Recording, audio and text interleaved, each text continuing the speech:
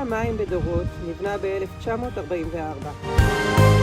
המגדל נבנה מבטון יצוק ונועד לתת מענה לצריכת המים של החברים, בעלי החיים ושטחי החקלאות. בשל מיקומו של הקיבוץ, הייתה חשיבות מיוחדת לפיתוחן של מערכות המים המקומיות, בשלבים הראשונים לקיומו של הקיבוץ, עד לכניסתה של חברת מקורות. גרשום נבו מספר, במשך שנים מגדל המים היה סמל הקיבוץ.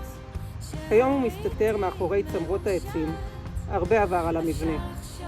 לאחר שחברת מקורות החלה להעביר את המים החיוניים ליישוב, איבד מגדל המים את ייעודו הפונקציונלי והפך לסמל, בדומה למבנים נטושים אחרים שהוקמו בידי דור המייסדים.